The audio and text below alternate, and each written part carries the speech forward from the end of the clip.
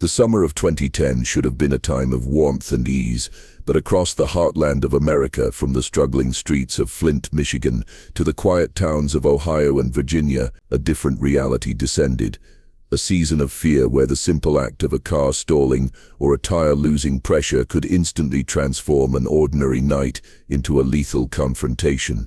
This period of terror began not with a single dramatic event, but with a series of brutal, seemingly random stabbings that police in multiple cities initially catalogued as isolated incidents, the unfortunate but predictable violence of urban life. The first confirmed attack occurred in Flint on May 24th, when a man was approached by someone offering help, only to be suddenly and savagely stabbed without warning or provocation, a pattern of extreme violence paired with utter senselessness that would repeat itself with terrifying frequency over the next 3 months. What made these attacks so chillingly effective was the killer's cunning exploitation of a fundamental social contract, the expectation of help from a stranger. His method was a devastatingly simple ruse. He would drive up to a man, point out a supposed flat tire on the victim's vehicle, and offer assistance. When the person bent down to examine the tire, placing them in a vulnerable and distracted position, the assailant would attack from behind with a large hunting knife,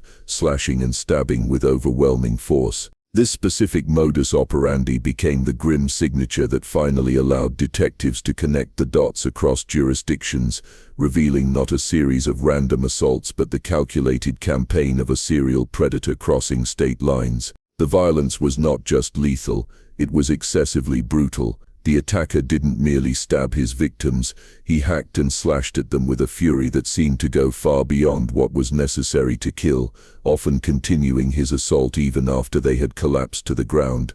This suggested a profound, uncontrollable rage, a compulsion to destroy that was as mystifying as it was horrifying.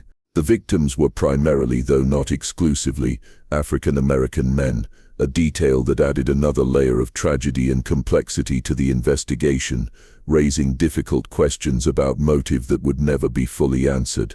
As the body count rose, a palpable fear gripped the affected communities, particularly in Flint, which bore the brunt of the attacks. Men became hesitant to stop for anyone on the road, especially after dark. The pressure on law enforcement was immense, with task forces formed and hundreds of tips pursued, yet the attacker seemed to be a ghost. He left no usable fingerprints, no consistent vehicle description beyond a dark SUV, and no witnesses who could provide a clear identification. The break in the case came not from a high-tech forensic lead, but from a combination of old-fashioned police work and a critical mistake by the killer himself. In early August, a victim in Flint survived a particularly vicious attack. Despite his injuries, he was able to provide police with a partial license plate number and a description of the vehicle, a blue Chevrolet Blazer. This was the key investigators desperately needed. They quickly traced the plate to a nearby apartment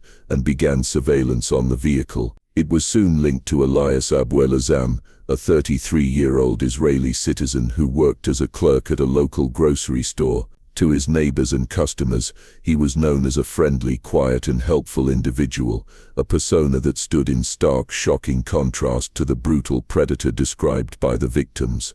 Abuelazam's background added layers of complexity to the case. He was a legal permanent resident of the US but had traveled frequently to Israel. He had a minor criminal history, including an arrest for assault with a deadly weapon during a family dispute, but nothing that suggested he was capable of a cross-state serial killing spree. As police closed in, Abuelazam made a move that confirmed their suspicions. He booked a flight to Israel from Atlanta's Hartsfield-Jackson Airport. He was arrested on August 11, 2010 at the airport gate, moments before he could board the plane and potentially escape justice forever. Upon his arrest, authorities found a hunting knife and bloody clothing in his luggage, evidence that would later be crucial in linking him to the attacks. His Chevrolet Blazer was impounded and subjected to forensic analysis, which uncovered more evidence connecting him to the crime scenes. The arrest sent shockwaves through the communities that had lived in fear all summer. Many struggled to reconcile the image of the cheerful Good Samaritan grocery clerk with the monster who had allegedly perpetrated such random and senseless violence. The evidence against Abuelazam was largely circumstantial but overwhelming in its volume and consistency. It included eyewitness identifications from survivors, GPS data from his cell phone that placed him near the attack sites at the times they occurred, and the physical evidence from his car and luggage. Perhaps most damningly, in some instances he had allegedly taken victims' belongings as trophies, some of which were found in his possession. Despite this, Abuelazam maintained his innocence, with his defense attorneys arguing that he was a victim of mistaken identity and that the true killer was still at large. The question of motive remains the most perplexing aspect of the case. Abuelazam never offered a coherent explanation for his actions. Psychologists who examined him suggested he may have suffered from severe mental health issues, including schizophrenia and paranoia, which could have fueled his violent outbursts. Some theories suggest the attacks were racially motivated, given that the majority of victims were black men. Others point to a deep-seated generalized misanthropy, a hatred of humanity that he expressed through random violence against whoever was most vulnerable. Unlike many serial offenders, Abuelazam did not seem to derive sexual satisfaction from his crimes. Instead, his actions appear to reflect a profound internal chaos that he externalized through the most brutal means imaginable. The helpful ruse was merely a tool, a way to efficiently bring victims within striking distance before unleashing his fury. This lack of a clear, rational motive made the crimes even more terrifying for the public. They were a reminder that violence could be utterly arbitrary. The legal proceedings were complex, involving extradition between states.